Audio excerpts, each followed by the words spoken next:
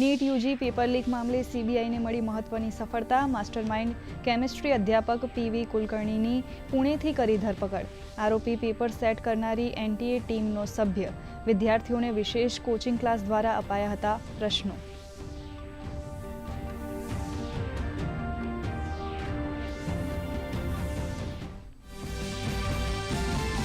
Bharat UAE સંબંધોમાં નવા યુગની શરૂઆત.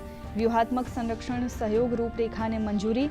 એલપીજી પુરવઠો, પેટ્રોલિયમ ભંડાર અને વાડીનારમાં શિપ રિપેરિંગ ક્લસ્ટર ઊભું કરવા થયા સમજૂતી કરાર. ભારતમાં $5 અબજ રોકાણની જાહેરાત.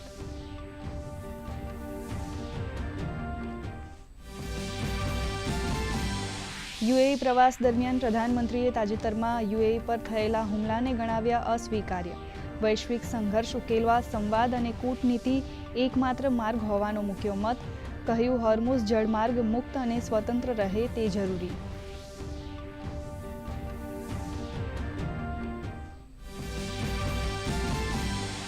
ઈરાને ભારતને ગણાવ્યું પ્રાચીન સભ્યતા સાથે મિત્ર.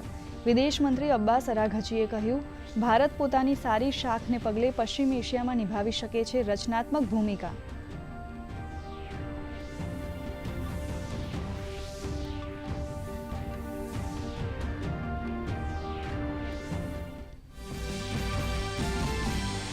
ચીન પ્રવાસ બાદ અમેરિકન રાષ્ટ્રપતિ ડોનાલ્ડ ટ્રમ્પનો એકતરફી દાવો.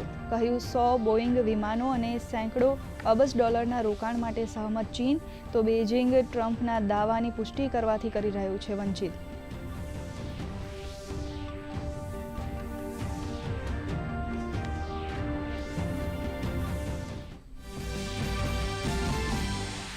નવી દિલ્હીમાં આયોજિત બ્રિક્સ વિદેશ મંત્રીઓની બેઠક સંપન્ન.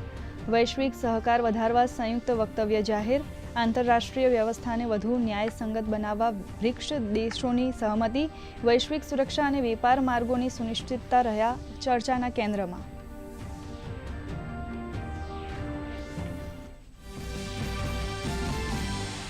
ઉર્જા સંકટ વચ્ચે રાજ્ય સરકારે સરકારી સંસાધનોના વિવેકપૂર્ણ ઉપયોગ પર આપ્યો ભાર.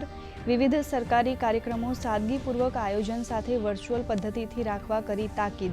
આગામી 6 મહિના દરમિયાન તમામ સરકારી કેન્ટીનમાં પીએનજી ફરજિયાત.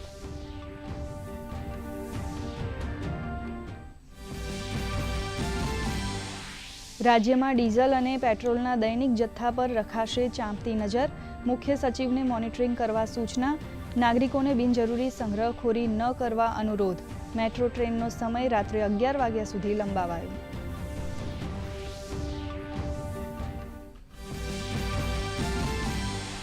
અને દેશમાં ચોમાસું વહેલું આવવાના એંધાણ. 26મી મે સુધી કેરળમાં દસ્તક આપે તેવી શક્યતા.